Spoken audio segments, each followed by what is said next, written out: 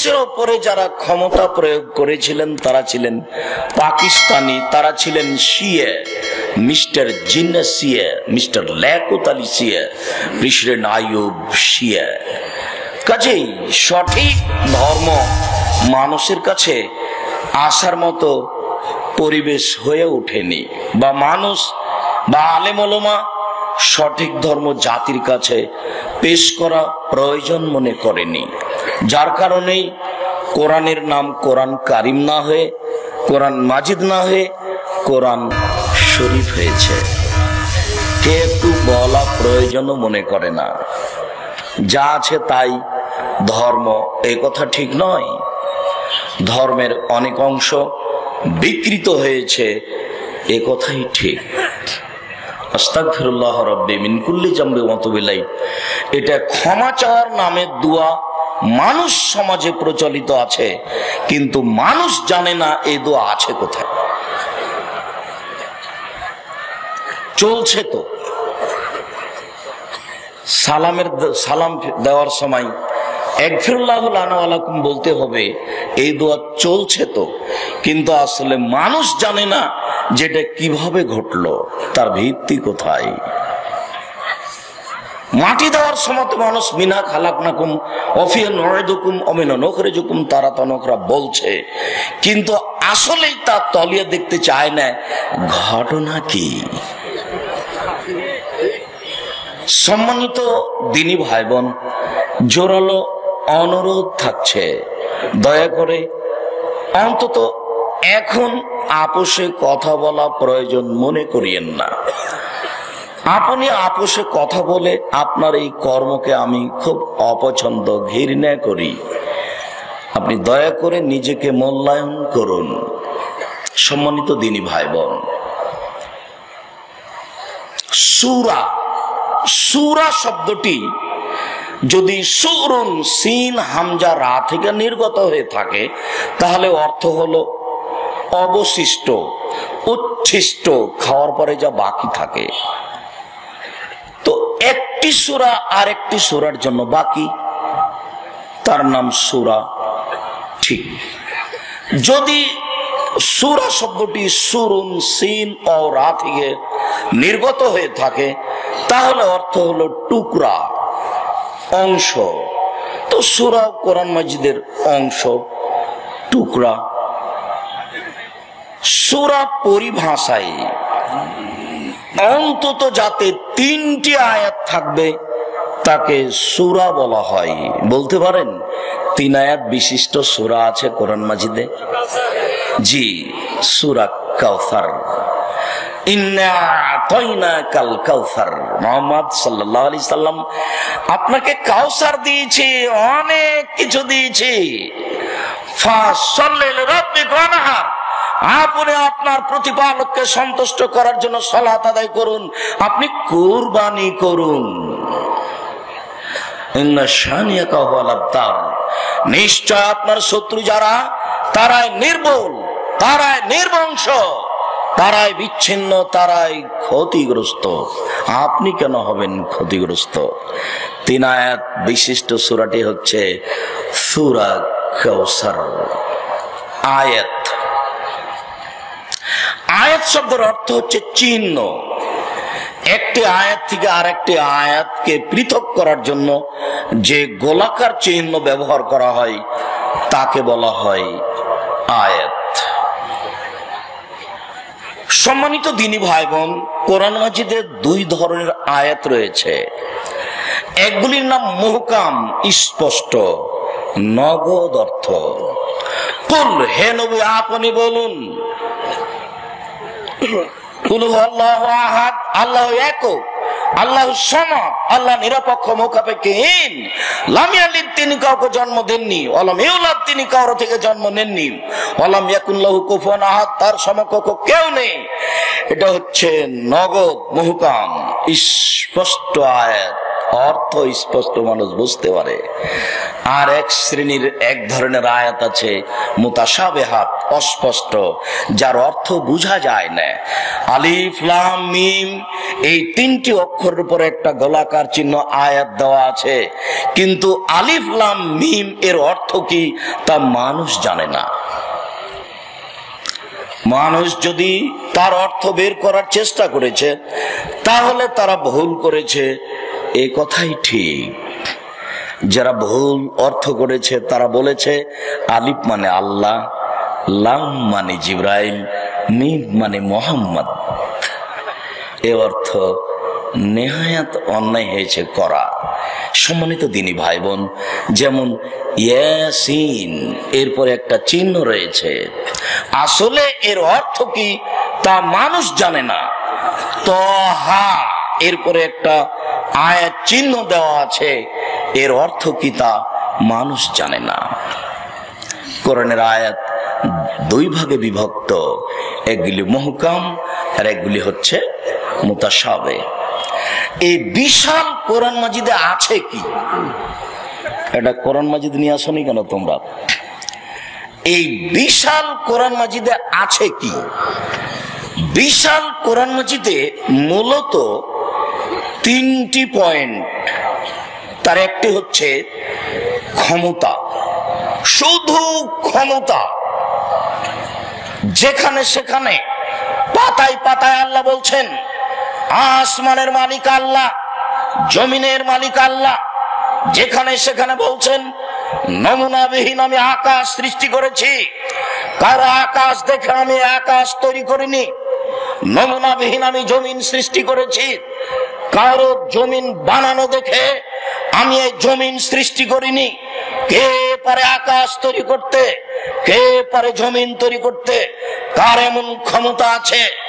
আল্লাহ তাআলা নিজের ক্ষমতা পৃথিবীর মানুষের কাছে, জিনের কাছে পেশ করো তো কথায় কথায় আকাশ আর জমিনকে তিনি ব্যবহার করেছেন।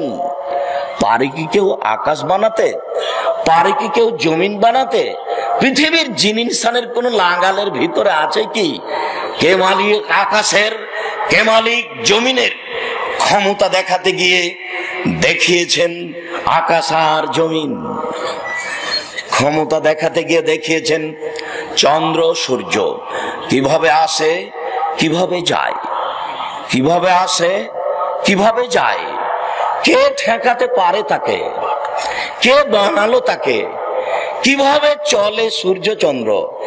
নিজের ক্ষমতা দেখাতে গিয়ে পাতায় পাতায়, স্থানে স্থানে পেশ করেছেন চন্দ্র সূর্যের কথা। নিজের ক্ষমতা দেখাতে গিয়ে দেখিয়েছেন রাত দিনের আসা যাওয়া, কিভাবে আসে রাত, কিভাবে আসে দিন, কিভাবে চলে যায় রাত, কিভাবে চলে যায় দিন। কেউ কেন ঠেকাতে পারে না? কারো কথাতে চলে না কেন?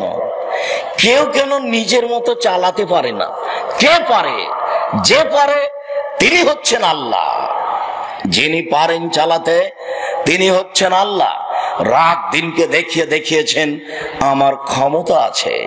এই কাজ পৃথিবীর কোনো মানুষ, কোনো জিন করতে পারে না। নিজের ক্ষমতা দেখাতে গিয়ে দেখিয়েছেন যে জমিনে কোনো ঘাস পাতা ছিল না, আকাশ থেকে বৃষ্টি বর্ষণ করেছি, একেবারে অনাবাদ জমিতে ঘাস উৎপাদন করেছি, অনাবাদ জমিতে শস্য উৎপাদন করেছি। কে পারে ঘাস উৎপাদন করতে? কে পারে জমিনে শস্য উৎপাদন করতে? পৃথিবীর মানুষ শুনে রেখো, যে জমিনে কিছুই ছিল না সেখানে পানি দিয়ে যদি আমি ঘাস গজাতে পারি, তাহলে তুমি হাড় হাড্ডি তোমার মিশে গেছে, কিছুই যদি না থাকে তবু আমি তোমাকে পুনরায় সৃষ্টি করতে পারি। তোমার আগের সৃষ্টির চেয়ে পরের সৃষ্টি জটিল নয়। কেন তুমি বুঝলে যে আমি মাটিতে যখন গলে যাব কিছুই থাকবে না, তখন আমাকে কি আল্লাহ বানাতে পারবে? এটা তুমি কেন বুঝলে? আমি অনাবাদ জমিতে বৃষ্টি দিয়ে যদি ঘাস গজাতে পারি, তাহলে তোমাকেও আমি পুনরায় মানুষ বানাতে পারি। আর যেদিন আমি তোমাকে তৈরি করেছি সেদিন আমি নমুনা ছাড়াই তৈরি করেছি। তোমার চোখ কোথায় দিতে হবে, নাক কোথায় দিতে হবে, হাত কোথায় দিতে হবে আমি কারো দেখে বানাইনি। আমি নিজে নিজেই তৈরি করেছি এবং কোটি কোটি মানুষ কেউ কারো সাথে মিলাতে পারবে না। সবাই ভিন্ন ভিন্ন ধরনের রূপ চেহারা নিয়ে দুনিয়াতে এসেছে, এটা আমি পারি, পৃথিবীর কেউ পারে না। ক্ষমতা দেখাতে গিয়ে তিনি বলেছেন, তোমরা ইতিহাস পড়ে দেখতে পারো, আমি নূহ আলাইহিস সালামের সম্প্রদায়কে ধ্বংস করে দিয়েছি, আমি আদ জাতিকে ধ্বংস করে দিয়েছি, সমুদ জাতিকে আমি ধ্বংস করে দিয়েছি। কোন শক্তিশালী জাতিকে ধ্বংস করতে আমি ভয় করি না। ওলা একা ভোগ বাহা, তারা কি আমার বিচার করবে? আমি কোন জাতিকে ধ্বংস করলে কি তারা আমার পাল্টা বিচার করতে পারে? এই ভয় আমি করি না, এরকম কোন আশঙ্কা আমার মধ্যে নেই।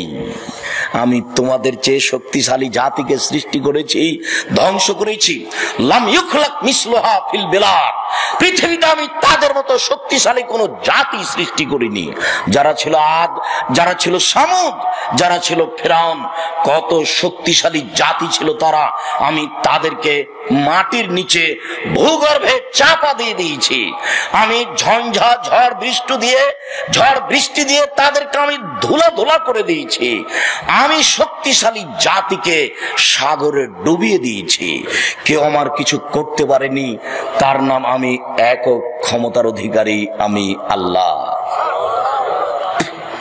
যেখানে সেখান তিনি দেখাচ্ছেন আমার নাম আজিজ, আমি পরাক্রমশালী, আমার নাম হাকিম, প্রজ্ঞাময়। কিভাবে করা লাগবে, কাকে কখন ধ্বংস করা লাগবে আমি তা ভালোভাবেই বুঝি। মাঝে মধ্যে বলছেন ওয়াহু আলা কুল্লি শাইইন কাদির, তিনি সর্বশক্তিমান, সব কিছু করতে পারেন। ইন্নাকা আলা কুল্লি শাইইন কাদির, তুমি তো সর্বশক্তিমান, তুমি সব কিছু করতে পারো, তুমি পরাক্রমশালী, তুমি আজিজ, তোমাকে কেউ ঠেকাতে পারে না। পুরো কোরআন নিজের ক্ষমতা দিয়ে ভরে ফেলে দিয়েছে। এর পরে যেটা দেখিয়েছেন সেটা হলো তিনি বলছেন আমার নাম গাফুর, আমি ক্ষমা করতে পারি। আমার নাম রাহিম, আমি দয়া করতে পারি। আমার নাম গফফার, আমি খুব বেশি বেশি ক্ষমা করতে পারি। আমার নাম রাউফ, আমি প্রেমময়, মানুষ একটু কিছু বললে আমি তার দিকে লাফ দিয়ে যাই। ও যত আগে আসে আমার দিকে, আমি তার চেয়ে বেশি আগিয়ে যেতে পারি, যাই আমি। আমার নাম অদুদ, আমি হচ্ছি প্রেমময়। আমার নাম রাউফ, আমার নাম অদুদ, আমার নাম রাহিম, আমার নাম রহমান, আমার নাম গাফুর, আমার নাম গফফার। পুরো কোরআন মাজিদকে পাতায় পাতায়, পৃষ্ঠায় পৃষ্ঠায়, লাইনে লাইনে তিনি গাফুর আর গফফার আর রাহিম আর রহমান দিয়ে ভরে ফেলেছে। জাতি বড় নেমুখ হারাম কেউ একদিন পড়া বোঝা প্রয়োজন মনে করে না। যারা কিছু পড়েছে তারা বড় চাকরি করে, বউ নিয়ে আনন্দে খায়, দিন কাটায়, কোনোদিন একটু পড়া প্রয়োজন মনে করে না। সুন্দর করে বাড়িতে সাজিয়ে রেখেছে, কত প্রয়োজনীয় জিনিস তা নিজেও জানে না। তবে মনে করে কোরআন মাজিদ মানে সম্মান করা লাগে, তাই কাপড় দিয়ে জড়িয়ে সাজিয়ে উঠিয়ে রেখেছে। তা তার কত প্রয়োজনীয় তার জানা নেই। সম্মানিত দিনী ভাই বোন, আপনাকে আমি কি দিয়ে বুঝাই? তিনি যে বসো। সম্মানিত দিনী ভাই বোন, আপনাদের কাছে আমাদের একটা অনুরোধ থাকছে, একটু ধৈর্যের পরিচয় দেন।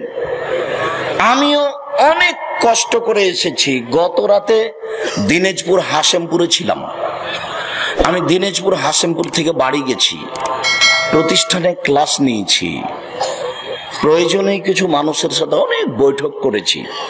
সারাদিন মানুষ আসতে থাকে, কারো ফতোয়ার প্রয়োজন, কারো স্বামী স্ত্রীর সমস্যা, কারো প্রোগ্রাম, সারাদিন মানুষ আসতে থাকে। মানুষ যখন বের হয়ে গেছি তখনও দেখছি যে 2-3 দল দাঁড়িয়ে আছে, যাদের সাথে কথা বলছি গাড়িতে ওঠার সময়। এরপরে আমি এসে আপনাদের দিনাজপুরে এসেও 2-3টা বৈঠক করলাম। এরপরে আমি এখানে আপনাদের সামনে দাঁড়িয়েছি। আপনি যদি বলে আমি ক্লান্ত, তাহলে আমি কষ্ট পাবো। আপনাকে আমি একটু ধৈর্য ধারণ করার জন্য অনুরোধ জানাচ্ছি। ধৈর্য শব্দটি কি ঘোড়ার ডিম হয়ে গেল? মানুষে বলে ঘোড়ার ডিম, কিন্তু কেউ দেখেনি, কেউ জানে না। ধৈর্য শব্দটি মানুষ জানে, বাংলা ভাষাতে লিখাও দেখে, কিন্তু আসলে কি বুঝে ধৈর্য কাকে বলে? দলীয় ক্ষমতা থাকলে সে ধৈর্যর পরিচয় দিতে পারে না, অর্থের ক্ষমতা থাকলে সে ধৈর্যের পরিচয় দিতে পারে না, অর্থের শিক্ষার দাপট থাকলে ধৈর্যের পরিচয় সে দিতে পারে না। আল্লাহ তাআলা আমাদের নবীকে বলছেন ফাসবির সবরান জামিলা। মুহাম্মদ সাল্লাল্লাহু আলাইহি সাল্লাম, আপনি সুন্দর ধৈর্য ধারণ করুন। সুন্দর ধৈর্য কি জিনিস? সুন্দর ধৈর্য কাকে বলে বুঝতে পারলাম না।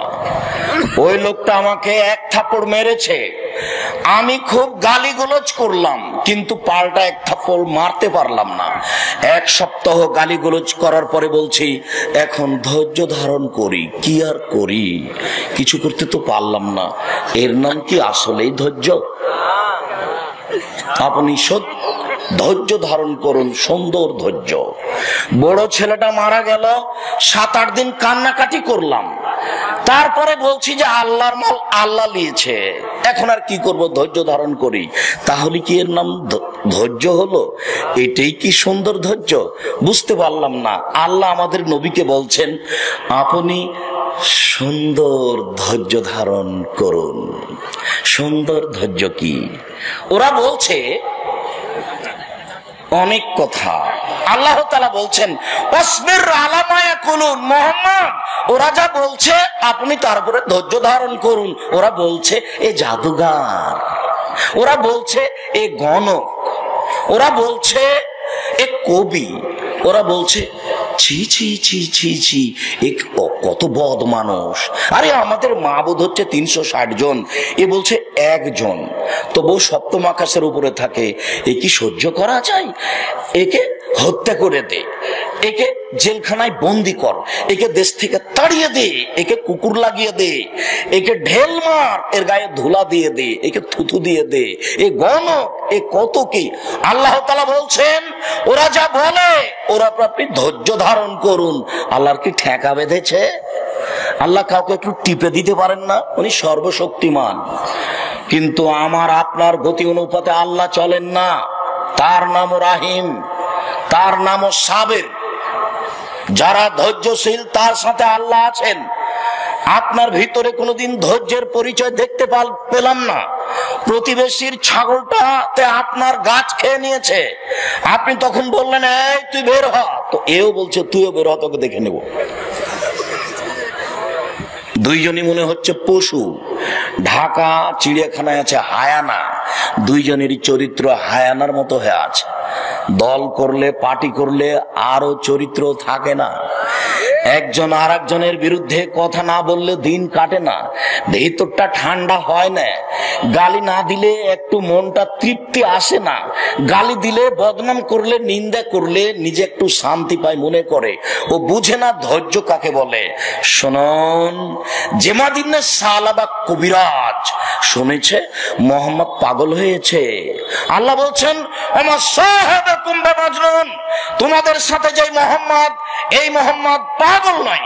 তোমাদের বাড়িতে জন্ম নিয়েছে, তোমাদের বাড়িতে খেয়ে মানুষ হয়েছে, তোমাদের বাড়িতে ছাগল চড়িয়েছে, তোমাদের বাড়িতে আজকে নবী বলে নিজেকে ঘোষণা করেছে। এ পাগল নয়, সবাই বলছে পাগল, ছি ছি ছি ছি ছি, একে তাড়িয়ে দে।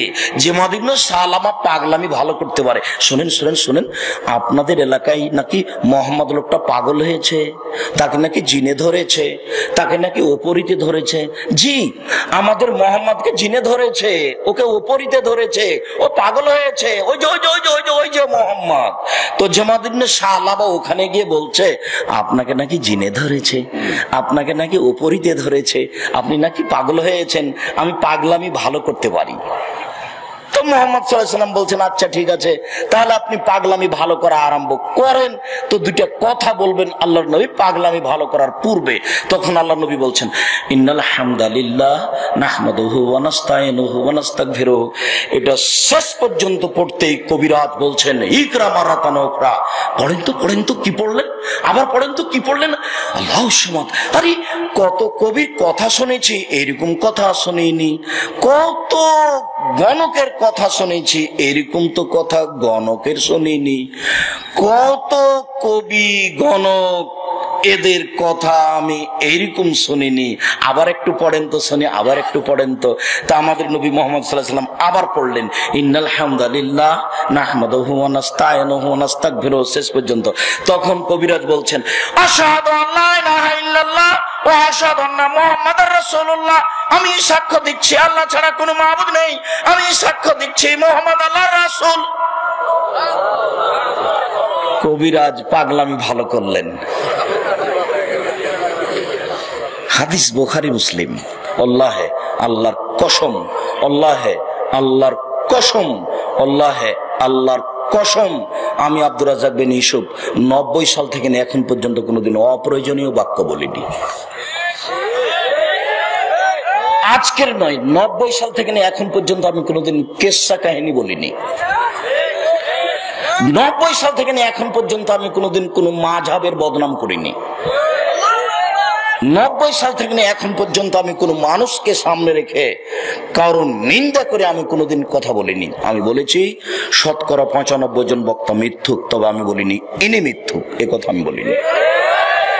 98% জন মুফাসসির মিথ্যুক আমি বলেছি, তবে বলিনি ইনি মিথ্যুক, এ কথা আমি বলিনি। আল্লাহে আল্লাহর কসম, আমি জাতিকে ফাঁকি দিতে আসিনি, আজকেও দেব না। আমি কোনোদিন অপ্রয়োজনীয় কথা বলি না।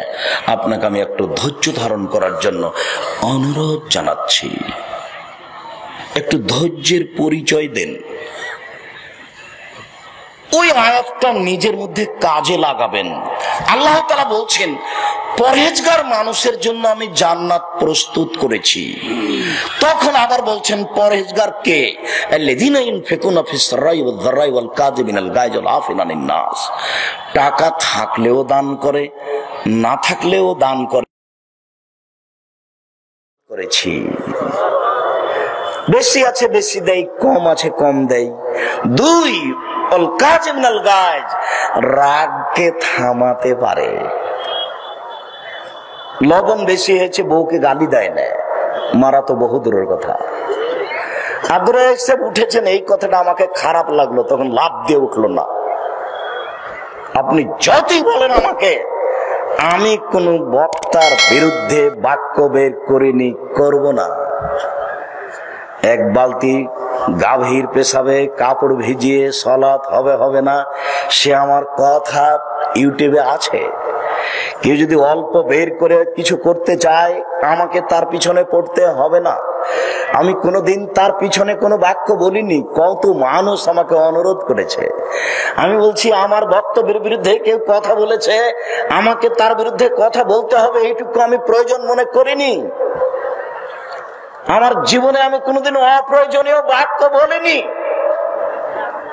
আমি দিনাজপুর এই মাঠে আসলে এক শ্রেণীর মানুষ মনে করবে আব্দুর রাজ্জাক সাহেব না জানি কি বলেন, না জানি কি বলবো, মানে কিছুই না, শুধুমাত্র আপনার কল্যাণের জন্যই বলবো। আমি কোরআন হাদিসের অনুবাদ ছাড়া সহজে কোনো কথা বলেছি তো আমার জানা নেই। শুধু তাই নয়, দিন প্রচার করতে এসে আপনাকে এই কথা বলেছি। 90 সাল থেকে এখন পর্যন্ত কেউ যদি প্রমাণ করতে পারে আব্দুর রাজ্জাক বিন ইউসুফ একদিন পথ খরচ পাথেও চেয়েছে, পথ খরচ পাথেও চেয়েছে, এটা প্রমাণ হয়ে গেলে আমি জাতির সামনে বক্তব্য দেব না। দিনাজপুর থেকে আমি চলে গেছি, তারা পরীক্ষা করে দেখেছে যে কি বলেন, 1 টাকাও দেয়নি। দিনাজপুর থেকে আমি রাজশাহী চলে গেছি, পরীক্ষা করে দেখেছে কি বলে। আমি আব্দুর রাজ্জাক বিন ইউসুফ বলিনি, বলার আমি প্রয়োজন মনে করি না। আপনি আমাকে সাধারণ কথা দিয়ে ভাসিয়ে দেওয়ার চেষ্টা করিয়েন না, আপনাকে আমি অনেক ভালোবাসি, আমি আপনার জন্য এসেছি। আমার আড়ে আমার উপরে খারাপ মন্তব্য করিয়েন না, আপনার পা পিছলে যাবে, আপনার ক্ষতি হবে। আপনাকে আমি চিনলাম না, না জেনে আপনি আমার বিরুদ্ধে মন্তব্য করলেন, অথচ ওই মন্তব্যের হকদার আমি নই। জাতির যদি রাস্তাঘাট করে দিতে না পারি, জাতির যদি স্কুল কলেজ করে দিতে না পারি, জাতিকে চূড়ান্ত সঠিক ধর্ম দিতে পারবো ইনশাআল্লাহ। ধর্মের ব্যাপারে জাতিকে ফাঁকি দিয়ে পরকাল হারাতে রাজি নই। এই পথ আমি কোনোদিন অবলম্বন করিনি, করব না। বরং আপনাকে আমি অনুরোধ জানিয়েছি যে ধর্মের নামে সত্য মিথ্যা আছে, আপনি একটু বিবেচনা করুন। আমি বলেছি সাদ্দাতের কাহিনী মিথ্যা, এমন কোন মায়ের বেটা আছে তার প্রমাণ দিতে পারে? আমি 6 মাস সময় দিয়েছি, ঘটনা কোথায় আছে? আরে সত্য মিথ্যা পরে, আগে প্রমাণ করতে হবে ঘটনা কোথায় আছে। কেউ একটু বলে না কেন? জাতুরে যাচ্ছে, এই দেখেন আছে, কে একটু বলে না কেন? বলার সাহসটা কোথায়? কোরআন মাজিদের শেষ পৃষ্ঠে 1 লাইনে হেডলাইন লেখা আছে, দোয়া ও খাতমিল কোরআন।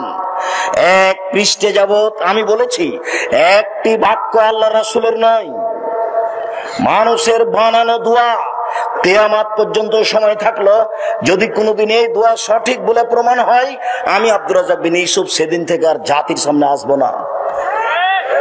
সাধারণ ভাবে কোনো কথা আমি জাতির সামনে পেশ করিনি, জাতিকে আমি ফাঁকি দিতে চাইনি। বইয়ের নাম মুকসাদুল মুমিনিন, হেডলাইন হচ্ছে যে অবিবাহিত ছেলে মেয়ের পড়া নিষেধ, এটাই হেডলাইন। যে দেখে সেই পড়ে, যে দেখে সেই পড়ে। কিরে ঘটনা কি? অবিবাহিত ছেলে মেয়ের পড়া নিষেধ, এই কথা কেন? এখন দেখে যে লেখা আছে, ভরা পেটে স্ত্রী মিলন হলে ছেলে ভ্যাংচা হয়, সফরের পূর্বে স্ত্রী মিলন হলে ছেলে টেরা হয়, চন্দ্র গ্রহণের সময় স্ত্রী মিলন হলে ছেলে কানা হয়, সূর্য গ্রহণের সময় স্ত্রী মিলন হলে ছেলে খোড়া হয়। আল্লাহর কসম, একটি বাক্য রাসূলের নয়। শুনুন, শুধু তাই নয়, পুরো আলোচনাটা কোরআন মাজিদের সরাসরি বিরোধী। কোরআন মাজিদে আল্লাহ তাআলা বলেন, নিসাউকুম হারফুল লাকুম ফাতু হারসাকুম। পৃথিবীর মানুষ তোমাদের স্ত্রী, তোমাদের জমি। পৃথিবীর মানুষ তোমাদের স্ত্রী, তোমাদের ক্ষেত। তোমরা তোমাদের জমিতে, তোমাদের খেতে আসো তোমাদের ইচ্ছা মতো। ভরা পেটে কি, খালি পেটে কি, সফরের পূর্বেই কি, চন্দ্রগ্রহণ লাগলেই কি, আর না লাগলেই কি। এই কথা আল্লাহ তাআলা বলেন। শুনুন, আপনাকে আমি একটু ধৈর্য ধারণ করার জন্য অনুরোধ জানাচ্ছি। সম্মানিত দিনী ভাই বোন, কম পয়সা দান করে, বেশি পয়সা দান করে, আমি তার জন্য জান্নাত প্রস্তুত করেছি। 2, রাগকে থামাতে পারে। লাইসা সাদিদ বিশুরা, আছাড় দিয়ে ফেলে দিতে পারলে মানুষ শক্তিশালী হয় না। আল্লাহ নবী বলছেন, আল্লাযী ইয়ামলিকু নাফসাহু ইনদাল গাযাবে, রাগের সময় যে নিজেকে থামাতে পারে তার নাম শক্তিশালী। হাদিস বুখারী মুসলিম। খুব রাগ, অধীনস্থ লোকটাকে মনে হচ্ছে একবারে থেঁতলে দি, পা দিয়ে ডলে দি। এরকম সময়ে যে নিজেকে থামাতে পারে, আমি আল্লাহ তার জন্য জান্নাত প্রস্তুত করেছি। মানুষকে যে মাফ করতে পারে। অধীনস্থ ছেলেটা, আহমদ জি কোথায় গেছিলি? আহমদ জি নেই, আহমদ জি, আহমদ নেই। অনেকক্ষণ পরে, জি কোথায় গেছিলি? ভুল হয়েছে। তো দাঁত ভেঙে দেবো, ভুল আবার কি? যখন ভুল হয়েছে বলেছে, তখন আর কোনো বাক্য ব্যবহার করিয়েন না, ওর ভুলটাই তাকে চলতে দেন। মানুষ কোরআন মাজিদ পড়ে না, যারা তাফসির মাহফিল করাই যারা, তারাও বুঝতে পারেনি কি জিনিস, আর যারা করে তারাও বুঝতে পারেনি কি জিনিস। মহান আল্লাহ বলেন, পৃথিবীর মানুষ, তোমরা মানুষকে মাফ করতে শিখো, আমি আল্লাহ তোমাদের জন্য জান্নাত প্রস্তুত করেছি। 3 শ্রেণীর মানুষের জন্য আমি জান্নাত প্রস্তুত করেছি। 1, দান করে যে। 2, রাগকে থামাতে পারে যে। 3, মানুষকে মাফ করতে পারে যে। একটু ধৈর্যের পরিচয় দিয়ে কথা শোনার চেষ্টা করুন, আমাদের পক্ষ থেকে জোরালো অনুরোধ রইল। সম্মানিত দিনী ভাই বোন, কোরআন মাজিদে শেষের যেটুকু কথা আছে সেটুকু হলো কিছু বিধান, কিভাবে সালাত আদায় করতে হবে, কিভাবে যাকাত দিতে হবে, কিভাবে সিয়াম পালন করতে হবে, কিভাবে হজ করতে হবে, কিভাবে যুদ্ধ বিঘ্নে যেতে হবে। কিছু নিয়ম কানুন আছে, তারই ফাঁকে ফাঁকে জাহান্নাম জান্নাত, তারই ফাঁকে ফাঁকে জাহান্নাম জান্নাত, তারই ফাঁকে ফাঁকে জাহান্নাম জান্নাত। এইভাবে পুরো কোরআন মাজিদ 30 পারা, তার সংক্ষিপ্ত কয়েক মিনিটে আপনার সামনে একটা সংক্ষিপ্ত বিবরণ পেশ করলাম। এই হচ্ছে কোরআন মাজিদ। কোরআন মাজিদ। আবু মুসা আশআরী রাদিয়াল্লাহু তাআলা আনহু বলেন, রাসূল সাল্লাল্লাহু আলাইহি ওয়াসাল্লাম বলেছেন, আল কোরআন হুজ্জাতুন লাকা আলাইকা। কোরআন তোমার পক্ষেও হতে পারে, কোরআন তোমার বিপক্ষেও হতে পারে। বিচারের মাঠে কোরআন আপনার পক্ষে দাঁড়াবে, কোরআন বিপক্ষেও দাঁড়াতে পারে। খুব জটিল কথা। হাদিস বুখারী মুসলিম। হাদিস বুখারী মুসলিম মানে আমার কথাটা বুঝতে পারেননি। যখন আমি বলেছি বুখারী মুসলিম, তখনই আমি এই কথা বলেছি। আম গাছে জাম ধরতে পারে, ধরে না। অমাবস্যা রাতে চাঁদ উঠতে পারে, উঠে না। সুয়ের ছিদ্র দিয়ে লাঙ্গলের ফাল ঢুকতে পারে, ঢোকে না। সুয়ের ছিদ্র দিয়ে লাঙ্গলের ফাল ঢুকে যেতে পারে, আম গাছে জাম ধরে যেতে পারে, অমাবস্যা রাতে চাঁদ উঠে যেতে পারে, এগুলো ঘটে যেতে পারে। আমি যে কথা বললাম এতে সন্দেহ আছে বলে কিয়ামত পর্যন্ত চেষ্টা করলে সরিষা ঢোকানো যাবে না। যা বলছি তাই থাকবে, তার নাম বুখারী মুসলিম। আমি যখন কোন অনুবাদ ব্যাখ্যা করেছি তখন আমি এই কথা বলিনি। যখন বুখারী মুসলিম বলেছি তখনই আমি এই কথা বলেছি। কোরআন মাজিদ বিচারের মাঠে আপনার পক্ষে কথা বলবে, আমি কি দিয়ে বুঝাই এটা কত বড় সুবিধা। কয়েকটা জিনিস বিচারের মাঠে কথা বলবে আপনার পক্ষে, তার একটি হচ্ছে আঙ্গুল। যে আঙ্গুলে তাসবিহ গণনা করেছেন, তাসবিহ দানায় তাসবিহ গণনা করিয়েন না, অনুরোধ রইল আঙ্গুলে তাসবিহ গণনা করেন। আঙ্গুল বিচারের মাঠে আপনার কথা আপনার পক্ষে কথা বলবে। একজন বৃদ্ধ মানুষ বলছেন, আব্দুর রাজ্জাক সাহেব থামেন থামেন থামেন, আমি বৃদ্ধ মানুষ, তাসবিহ দানা ছাড়া গণনা করতে পারি না, তাই আমি তাসবিহ দানা দিয়ে গণনা করি, আঙ্গুলে করলে ভুল হয়। মুরব্বী, আপনাকে সম্মান সহকারে বলছি, আপনি আঙ্গুলে তাসবিহ গণনা করুন। জীবনে যদি একদিনও ঠিক না হয়, প্রতিদিনই যদি ভুল হয়, তবু নাকি পাবেন। কেন? এইটাই রাসূলের দেওয়া বিধান। অতএব আঙ্গুল বিচারের মাঠে আপনার পক্ষে কথা বলবে। কালো পাথর হাজরে আসওয়াদ, যদি আপনার টাকা বৈধ হয়ে থাকে, হজ করে থাকেন, তাহলে কালো পাথর বিচারের মাঠে আপনার পক্ষে কথা বলবে।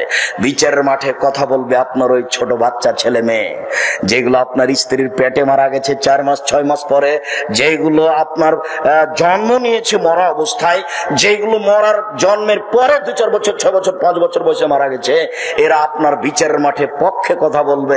আপনাকে আমি বুঝাতে পারিনি এটা কত বড় সুবিধা। দিনাজপুর শহরে এসে ওই গ্রামের একটা লোক ভ্যান নিয়ে আটকা পড়েছে। তো এখন আমার বড় ভাই সম্মানিত সভাপতি সাহেব ওখান দিয়ে যাচ্ছেন, তো দেখছেন যে তার গ্রামের ওই ছেলেটাকে পুলিশে ধরে পিটাচ্ছে।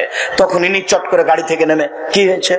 ও স্যার স্যার, এই ছেলে এই এলাকায় গাড়ি নিয়ে এসছে, এই এলাকায় গাড়ি নিয়ে আসা নিষেধ। ও ওইটা আমার পাড়ার ছেলে। ছাড়ো। আচ্ছা আচ্ছা স্যার স্যার, আচ্ছা স্যার ছেড়ে দিলাম, স্যার ছেড়ে দিলাম। এখন ছেলেটা বুঝতে পারবে যে এই লোকটা আমার কত বড় উপকারী, কেননা বিপদটা বুঝেছে। আমি তো আপনাকে কিয়ামতের মাঠ বুঝাতে পারছি না কত বড় বিপদ, তাহলে আপনাকে বুঝাতে পারতাম যে কোরআন আপনার কত বড় সুবিধাকারী। তাহলে আপনাকে আমি বুঝাতে পারতাম যে আঙ্গুলে তাসবিহ গণনা করা কত বড় সুবিধা।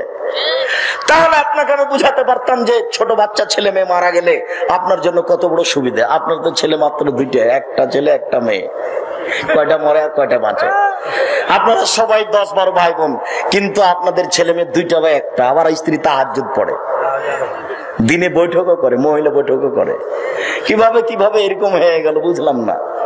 আপনার মা 5 কেজি চাউল রান্না করতো, আপনারা সবাই খেতেন, ফকির মিসকিনে খেত, গরুতে খেত সকালের, আপনি চাউল রান্না করছেন 150।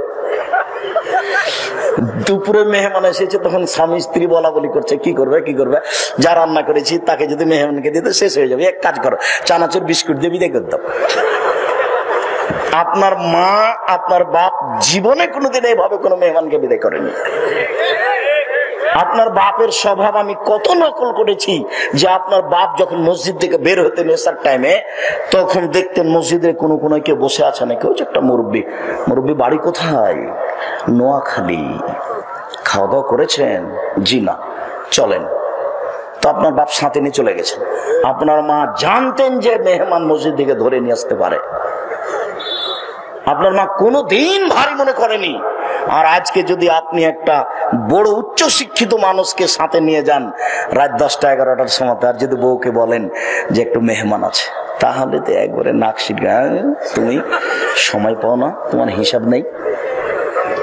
বউ আমি তালাক দিতে বলিনি, তুমি পরামর্শ দিতে বলেছি, পরামর্শ দিয়েছি।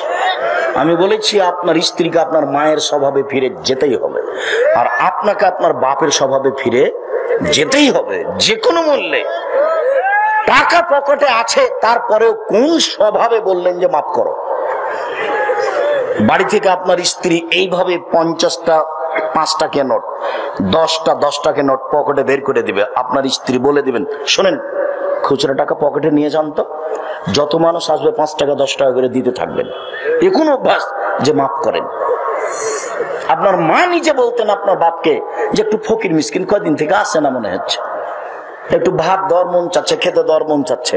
আর আপনার স্বভাব, ঢোকার সময় যদি একজন ফকির বসে আছে দরজায়, আপনি মোটর সাইকেল নিয়ে ঢুকছেন, খুব অসুবিধা, তখন আপনি বলছেন শরত শরত, তাড়াহুড়ার সময় রাস্তা ঘেরে আছে। আপনার মার স্বভাব এরকম, আর আপনার স্বভাব এরকম।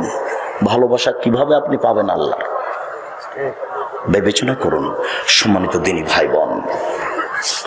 শুনুন, কোরআন পক্ষেও কথা বলতে পারে, কোরআন বিপক্ষেও কথা বলতে পারে। বিপদ ঘনিয়ে আসছে। উসমান রাদিয়াল্লাহু তাআলা আনহু বলেন, রাসূল সাল্লাল্লাহু আলাইহি সাল্লাম বলেছেন, খায়রুকুম মান তাআল্লামাল কোরআন আল্লামাহু, তোমাদের মধ্যে সবচেয়ে উত্তম ভালো মানুষ হচ্ছে সেই যে কোরআন মাজিদ পড়ে আর একজনকে পড়ায়। আয়েশা রাদিয়াল্লাহু তাআলা আনহা বলেন, রাসূল সাল্লাল্লাহু আলাইহি সাল্লাম বলেছেন, আল মাহিরু বিল কোরআনি মা সাফারাতিল কিরামিল বারারা, যারা কোরআন মাজিদ বুঝে পড়ে তারা কিয়ামতের মাঠে দামি সম্মানিত লেখক ফেরেশতাগণের সাথে থাকবেন। আপনাকে আমি এখন বুঝাতে পারবো যে আপনার কত বড় সম্মান। আমি একটা খাকসার মানুষ, আপনার মনটা চাচ্ছে যে আব্দুর রাজ্জাক সাহেবের পাশে বসে একটু ছবি উঠালে খুব ভালো লাগতো। আপনি কত ব্যস্ত নেওয়ার কথা হচ্ছে, তো আমি একটা সাধারণ খাকসার, আমার আর কি দাম আছে? আমি কচুর পাতার পানি নড়চড় নড়চড় করে তো গেল। কচুর পাতার পানি বুঝেন? এইটুকু সামান্য মানুষ। আর আল্লাহর নবী বলছেন, হাদিস বুখারী মুসলিম, যারা কোরআন মাজিদ বুঝে পড়ে তারা জিবরাইলের মতো ফেরেশতার সাথে থাকবেন বিচারের মাঠে, তারা সম্মানিত লেখকগণের সাথে থাকবেন বিচারের মাঠে। আমি আপনাকে কি দিয়ে বুঝাই কোরআন বুঝে পড়া কত উপকার, আমি জাতিকে বুঝাতে পারলাম না। তাই মাঝে মধ্যে বলি, আল্লাহ যদি আমাদের দিয়ে খিদমত নাও তাহলে জাতির সামনে আমাদেরকে গ্রহণীয় করো, আর যদি আমাদের দিয়ে না চলে তাহলে এমন সম্মানিত উচ্চ শিক্ষিত জ্ঞানী গুণী পণ্ডিত মানুষকে নিয়ে আসো যারা জাতির সামনে নির্বিঘ্নে কোরআন হাদিসের কথা বলতে পারবে এবং জাতি তাদের কথা মেনে চলবে, তারা বুঝবে কোরআন কি জিনিস। এরকম মানুষ তুমি দাও, আর নাহলে আমাদেরকে সে মানে নিয়ে চলো। তুমি তো পারো, তুমি তো সবকিছু করতে পারো, তোমার রহমতের আশা ধারে বলছি তুমি এইটুকু করো। পরের বাক্যে আয়েশা রাদিয়াল্লাহু তাআলা আনহা বলেন, ওয়াল্লাযী ইয়াকরাউহু ওয়া ইয়াতাতাউ ফীহি ওয়া শাক্কুন আলাইহি, আর যে ব্যক্তি কোরআন মাজিদ পড়ে কোন রকমে টানা হেঁচড়া করে ছেঁচড়া ছেঁচড়ি করে পড়ে, কত কষ্ট করে পড়ে, ভালো করে পড়তে পারে না তবুও পড়ে, তার কাছে এটা খুব কঠিন, লাহু আজরান, তার জন্য ডবল নেকি। হাদিস বুখারী মুসলিম। জনৈক হাফেজ ইমাম আপনাদের গ্রামে গেছেন, ফুফুর বাড়ি বেড়াতে, তো আপনাদের গ্রামের ইমামটা ভালো করে কোরআন মাজিদ পড়তে পারে না, কোন রকম করে ইমামতি করেছে মাগরিবের সালাতে। সালাত শেষ হতেই এই হাফেজ সাহেব লাফ দিয়ে উঠেছে। জি না, এর নামাজ হয়নি, এ ভালো করে উচ্চারণ জানে না, এর নামাজ বাতিল, নামাজ হয়নি, আবার নামাজ পড়াতে হবে। হাফেজ সাহেব, কোরআনে ভুল হলে, সুন্দর কেরাত না হলে নামাজ হবে না, এরকম কোন হাদিস আপনাকে কেউ বলেছে কি? আপনি তো জানেন না। শিক্ষক তো আপনার হাঁটুর উপরে মেরে হাঁটুর মালাকে ফাটে অচল করে রেখেছে, তাই তো আপনি মাথায় একটা লম্বা টুপি দিয়ে উপরে একটা লাল রুমাল দিয়ে মানুষের বাড়ি খেয়ে বেড়ান। এই তো আপনার কাজ। কোরআন হিফজ করার পরে 16 বছর পড়তে হবে। এই ছেলে, তোমাকে বলছি, আরেকজনের গায়ে হাত দিয়ে আছো নাকি? কোরআন হিফজ করাই শেষ পড়া নয়, মনে রেখো। কোরআন হিফজ করার পরে 12 থেকে 16 থেকে 14 20 বছর পড়তে হবে আরো, তারপরে তুমি বুঝবে কোরআন হাদিস কি জিনিস। এমনিতে তুমি কি বুঝবে? নওগাঁ জেলা থেকে যাচ্ছিলাম বাড়ি, ফজরের সালাত আদায় করতে ঢুকেছে এক মসজিদে, তো বের হওয়ার সময় দেখছি ওই মেম্বারের ওই মেহরাবের ডান দিকে লেখা আছে আল্লাহ, বাম দিকে লেখা আছে মোহাম্মদ। আমি বলছি হাফেজ সাহেব এটা কেমন হয়েছে? তখন বলছে ভালোই হয়েছে। তো ডান দিক থেকে অনুবাদ করেন তো হাফেজ সাহেব, আল্লাহ হলেন মোহাম্মদ। বাম দিক থেকে অনুবাদ করেন তো হাফেজ সাহেব, মোহাম্মদ হলেন আল্লাহ। ডান দিক থেকে অনুবাদ করেন, আল্লাহ হলেন মোহাম্মদ। বাম দিক থেকে অনুবাদ করেন, মোহাম্মদই হলেন আল্লাহ। কেমন হয়েছে? ভালোই হয়েছে। তো আমি বললাম আচ্ছা হাফেজ সাহেব, মোহাম্মদ শব্দটাকে সরিয়ে দেন, ওখানে লিখেন আকবর। এবার হলো আল্লাহ আকবর। ডান দিকে অনুবাদ করেন, আল্লাহ হলেন সবচেয়ে বড়। বাম দিক থেকে অনুবাদ করেন, সবচেয়ে বড় হলেন আল্লাহ। ডান দিক থেকে অনুবাদ করেন, আল্লাহ হলেন সবচেয়ে বড়। বাম দিক থেকে অনুবাদ করেন, সবচেয়ে বড় হলেন আল্লাহ। কেমন হয়েছে? ভালোই তো হয়েছে। মানে তার কাছে কোনো পার্থক্য নেই। জনাব, আপনাকে আমি অনুরোধ জানাচ্ছি, আপনি হিফজখানা শুধু খুলে চালু রাখবেন না, হিফজখানার সাথে কোরআন হাদিস ছেলে শিখবে এরকম তো 5ম শ্রেণী পর্যন্ত রাখেন। না পারলে তো জাতির জন্য জামিয়া সালাফিয়া ডাঙ্গিপাড়া কভারাত চাই, জামিয়া সালাফিয়া রূপগঞ্জ নারায়ণগঞ্জ ঢাকা আছেই। আমার মনে বড় সাধ, এদেশের মাটিতে আমি উন্নত মানের প্রতিষ্ঠান গড়বই গড়ব ইনশাআল্লাহ। এখনো এই প্রতিষ্ঠান প্রায় 2500 ছেলে মেয়ে পড়াশোনা করে। আমার মনে বড় সাধ, এদেশের মাটিতে আমি উন্নত মানের প্রতিষ্ঠান গড়বই গড়ব ইনশাআল্লাহ। যেখানে ছেলেরা বাংলা, ইংরেজি, আরবি উন্নত মানের শিক্ষা অর্জন করে অন্যায়ের বিরুদ্ধে লড়বে মুখে কলমে মিডিয়ায়। আমার মনে বড় সাধ, আপনার কাছে আমি দোয়া চেয়েছি, অন্য কিছু চাইনি। ভুল আকীদা থেকে মানুষকে ফিরিয়ে নিয়ে আসতেই হবে যে কোনো মূল্যে। আপনি প্রাণপণে চেষ্টা করুন। বলেন, খারাজা রাসূলুল্লাহ সাল্লাল্লাহু আলাইহি সাল্লাম ওয়া নাহনু ফি সুফফা, আমরা আহলে সুফফাদের সাথে ছিলাম। আল্লাহর নবী বের হয়ে আসলেন, তখন আল্লাহর নবী এসে বললেন, আইহুবাহাদুকুম, আই একদলে বোথা বিলাকিকে, তোমাদের কেউ পারবে কি বোথা পাহাড়ে সকালে সকালে যেতে, আকিক পাহাড়ে সকালে সকালে যেতে? ফা এতিবে কওমাইনে নাকাতাইনে, 2টি উঁচু দামি উট নিয়ে চলে আসবে, বেগাইরে ইসমিনাকাতে রাহামিন, কোনো পাপ হবে না, মারামারি হবে না, যাবে পেয়ে যাবে, যাবে পেয়ে যাবে। দিনাজপুর বড় মাঠে যাবে, কথার কথা। বুখারী মুসলিমের হাদিসে বড় মাঠ নেই, বুখারী মুসলিমের হাদিসে আছে আকিক বাজার, বোথা পাহাড়। কথার কথা বললাম, দিনাজপুর বড় মাঠে যাবে, 2টি উট পেয়ে যাবে। 2টি উট কেন? দিনাজপুরের সবচেয়ে দামি কি? লিচু। দিনাজপুর বড় মাঠে যাবে, 2 ট্রাক লিচু পেয়ে যাবে, কোনো কিছু করা লাগবে না, মারামারি নেই, সম্পর্ক ছিন্ন নেই, ছিনতাই নেই, এমনি পেয়ে যাবে। এটা তোমাদের কেউ চাই কি? হ্যাঁ, আমরা তো এটা সবাই চাই। তখন আল্লাহ রাসূল বলছেন, শোনো শোনো শোনো, আফালে একদু আহাদুকুম আলাল মসজিদ, তোমাদের কেউ সকালে সকালে মসজিদে যেতে পারবে কি?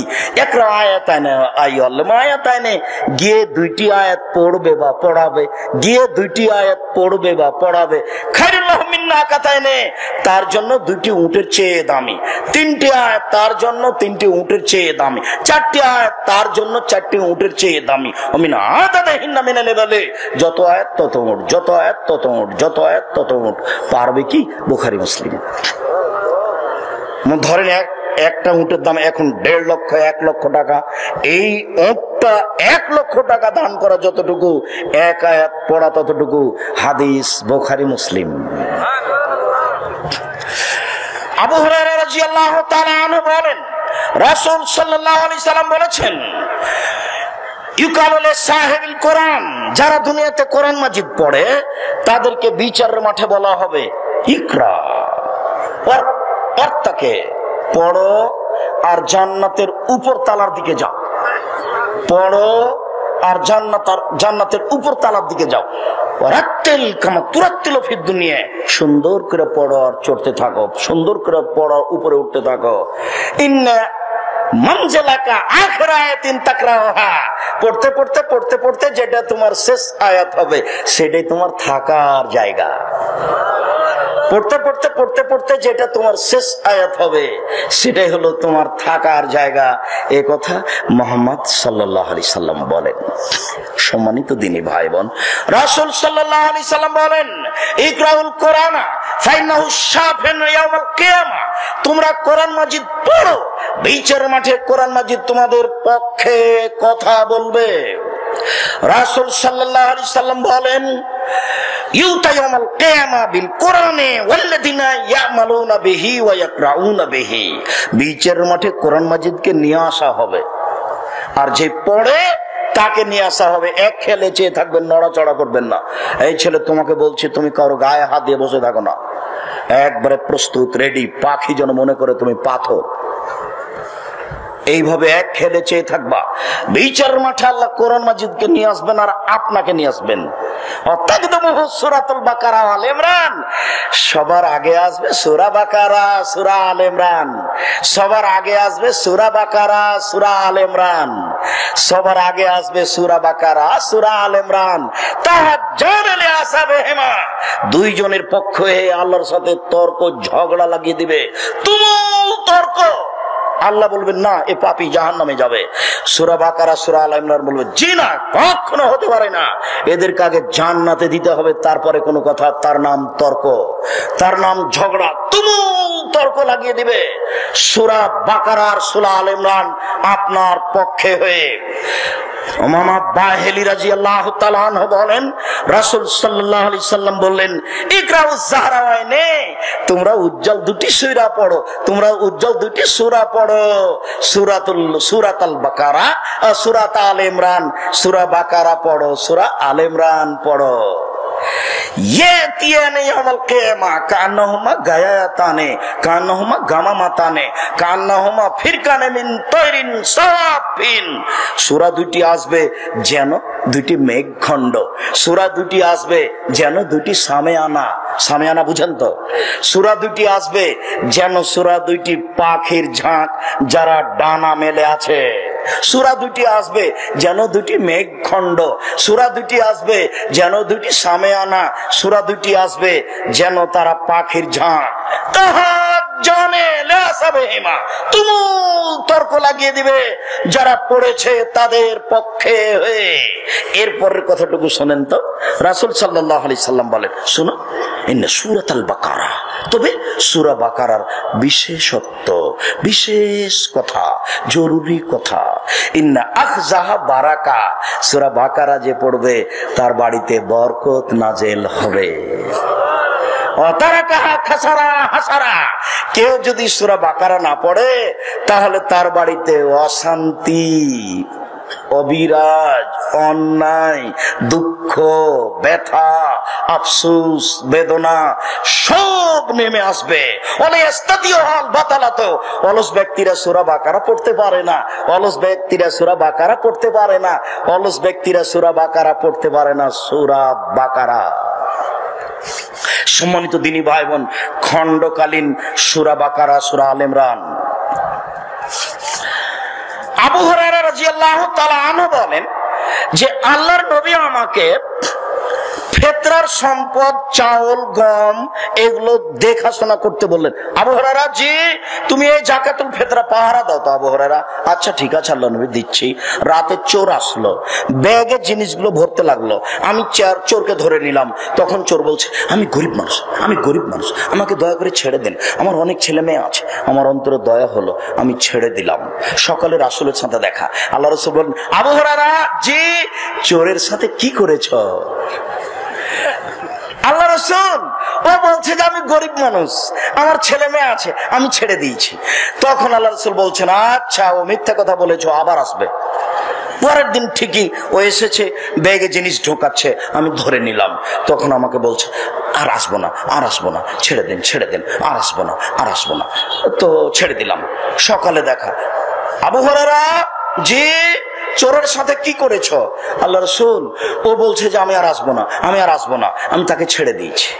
কেউ যদি আপনার সাথে এরকম কথা বলে, ভুল স্বীকার করে, তাহলে আপনি তাকে ছেড়ে দিবেন। ভুল স্বীকারের পরে তার বিচার করতে যায় না।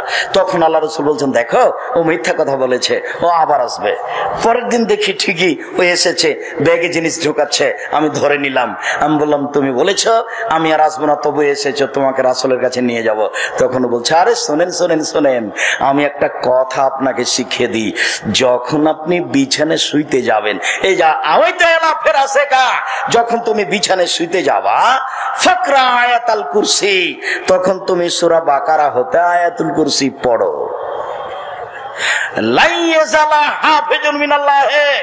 আল্লাহর পক্ষ থেকে সকাল পর্যন্ত একজন রক্ষক থাকবে, শয়তান তোমার পাশে আসতে পারবে না। তুমি আয়াতুল কুরসি পড়ো, সূরা বাকারার খণ্ডকালীন আয়াত, সূরা বাকারার আয়াতুল কুরসি পড়ো, রাতে পড়ে ঘুমিয়ে যাও, শয়তান তোমার নিকটে আসতে পারবে না। সকালে আবু হুরায়রা, জি চোরের সাথে কি আচরণ করেছো? আল্লাহর নবী চোর এগুলো বলল। ওহো, আরে চোর ঠিকই বলেছে, তবে ও নিজে মিথ্যুক, ও তো শয়তান। হাদিস বুখারী মুসলিম। আব্দুল্লাহ ইবনে মাসউদ রাদিয়াল্লাহু তাআলা আনহু বলেন, রাসূলের জন্য বিশেষ দোয়া পড়তে হবে। আল্লাহর নবী বলছেন, তোমরা তোমাদের বাড়িকে কবরস্থান করো না। শোনো, মান কারা আয়াতাইন মিন আখির সূরাতিল বাকারা ইয়ানফিরু শায়তান মিনাল বাইতে, যেই বাড়িতে সূরা বাকারার শেষ দুই আয়াত পড়া হবে সেই বাড়িতে শয়তান থাকে না। যেই বাড়িতে সূরা বাকারার শেষ দুই আয়াত পড়া হয় সেই বাড়িতে শয়তান থাকে না, সেই বাড়ি থেকে শয়তান চলে যায়। অফিরেও আয়াতিন, অন্য এক বর্ণনায় এসেছে, যেই ঘরে রাতে সূরা বাকারা পড়া হয় সেই ঘরে শয়তান থাকে না, যেই বাড়িতে সূরা বাকারা পড়া হয় সেই বাড়িতে শয়তান থাকে না। আব্দুল্লাহ ইবনে মাসউদ রাদিয়াল্লাহু তাআলা আনহু বলেন, রাসূল সাল্লাল্লাহু আলাইহি সাল্লাম বলেছেন, আল আয়াতান মিন আখির সূরাতিল বাকারা মান কারা লালাতান কাফাতাহু, কেউ যদি সূরা বাকারার শেষ দুই আয়াত রাতে পড়ে তাহলে যে কোনো সমস্যার জন্য যথেষ্ট হবে। শয়তান তার নিকটে আসবে না, যে কোনো সমস্যা তাকে ধরবে না, বোবা তাকে ধরবে না, কোন সমস্যা রাতে হবে না যদি সূরা বাকারার শেষ দুই আয়াত ও রাতে পড়ে। এক খেলে চেয়ে থাকেন তো, দেখেন তো ইবনে আব্বাস রাদিয়াল্লাহু তাআলা কি বলেন। ইবনে আব্বাস রাদিয়াল্লাহু তাআলা আনহু বলেন, একদা আল্লাহর নবীর পাশে জিবরাইল বসেছিলেন। জিবরাইল আল্লাহর নবীর পাশে বসে আছেন। সামিয়া সাউতান, এই ফাওকা রাসিহি, মাথার উপর একটা শব্দ শুনতে পেলেন। হঠাৎ একটা শব্দ, জিবরাইল উপর দিকে তাকালেন, ফতেহা বাবুন, একটি দরজা খোলা হয়েছে। জিবরাইল বলেন, হাজা বাব, এটি একটি দরজা, ফতেহা লিয়াউম, আজকে খোলা হয়েছে। লাম ইফতাকাত, আজকের পূর্বে কোনোদিন খোলা হয়নি। নাজালা মিনহুন মালাকুন, এই দরজাতে একজন ফেরেশতা নেমে আসলেন। লাম ইয়ানজাল কাত মিন কাবল, এর পূর্বে কোনোদিন এই ফেরেশতা দরজাতে নেমে আসেননি। জিবরাইল ওখানে আছেন, মুহাম্মদ সাল্লাল্লাহু আলাইহি ওয়াসাল্লাম এখানে আছেন, ইবনে আব্বাস এখানে আছেন। জিবরাইল এসে ওই ফেরেশতা এসে বলছেন, আসসালামু আলাইকুম আবসির বিন নূরাইন, মুহাম্মদ দুইটি উজ্জ্বলতার কথা শোনেন, মুহাম্মদ দুইটি উজ্জ্বলতার কথা শোনেন, আপনাকে দেওয়া হয়েছে, অতীতে কোন নবীকে দেওয়া হয়নি। এক, সূরা ফাতিহা, দুই, সূরা বাকারার শেষ দুই আয়াত। সূরা বাকারার শেষ দুই আয়াত ব্যতিক্রম কিছু। রাসূল সাল্লাল্লাহু আলাইহি ওয়াসাল্লাম বলেন, মান কারা হারফান মিনহা ফাউতিয়াহু, সূরা বাকারার শেষ দুই আয়াত যে পড়বে তাকে যে ইচ্ছে পড়া হবে তাকে তাই দেওয়া হবে। সূরা বাকারার শেষ দুই আয়াত যে ইচ্ছে পড়বে তাকে তাই দেওয়া হবে। ঠিক জমজমের পানির মতো হয়ে গেল। রাসূল সাল্লাল্লাহু আলাইহি ওয়াসাল্লাম বললেন, মা জামজাম মা শরবালাহু, যে উদ্দেশ্যে জমজমের পানি পান করা হয় সে উদ্দেশ্যই তার পূর্ণ হবে। তিনি বলেন, খায়রুল মায়ে আলা ওয়াজিলার, যে মা জামজাম, পৃথিবীতে সবচেয়ে দামি পানি হলো জমজমের পানি। সাকমু সাকিমিন অতম তামিন, তা হলো রোগের আরোগ্য, তা হলো ক্ষুধার খাদ্য। জমজমের পানি খেলে ক্ষুধা মিটে যাবে, জমজমের পানি খেলে রোগ ব্যাধি ভালো হবে, এই কথা মুহাম্মদ সাল্লাল্লাহু আলাইহি সাল্লাম বলেন, হাদিস মুসলিম। সম্মানিত দ্বীনি ভাই বোন, জাবের রাদিয়াল্লাহু তাআলা আনহু বলেন, রাসূল সাল্লাল্লাহু আলাইহি ওয়াসাল্লাম বলেছেন, ইন্না সূরাতান ফিল কোরআনে সালাসুন আয়াত, নিশ্চয় কোরআন মাজিদ একটি সূরা রয়েছে যাতে রয়েছে 30টি আয়াত।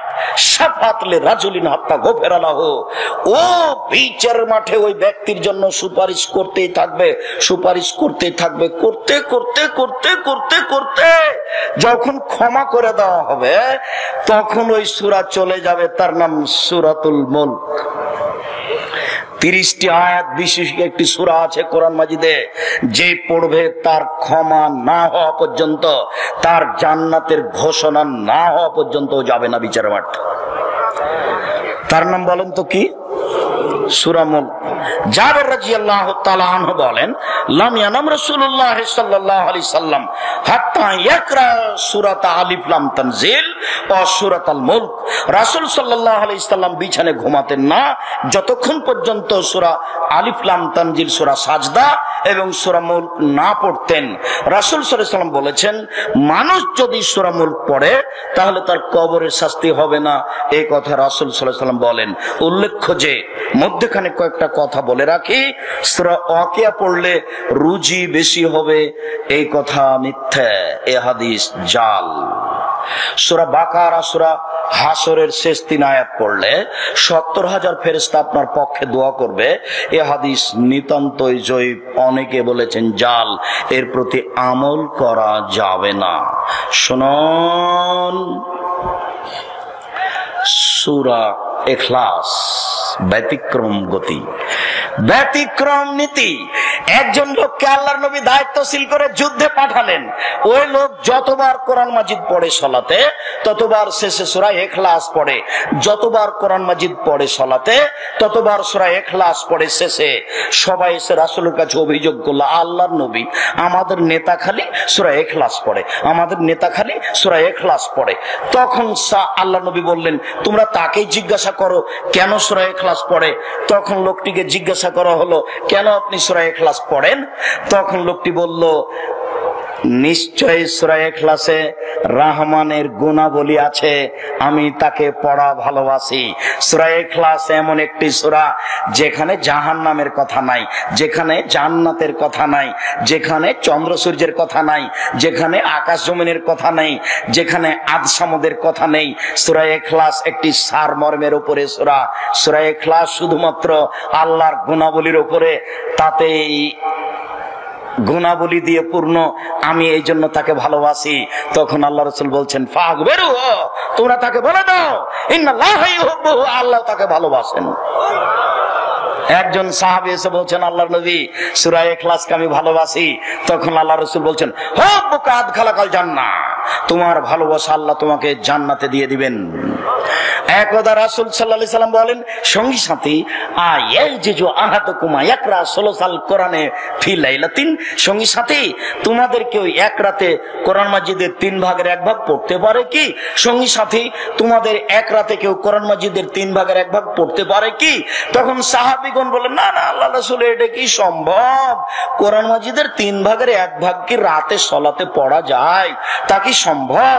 তখন আল্লাহ রাসূল বলছেন, আরে শোনো শোনো শোনো, সূরা আল ইখলাস তাদের কোরআনে সূরা ইখলাস হচ্ছে কোরআনের 3 ভাগের 1 ভাগ, সূরা ইখলাস হচ্ছে কোরআনের 3 ভাগের 1 ভাগ, সূরা ইখলাস হচ্ছে কোরআনের 3 ভাগের 1 ভাগ।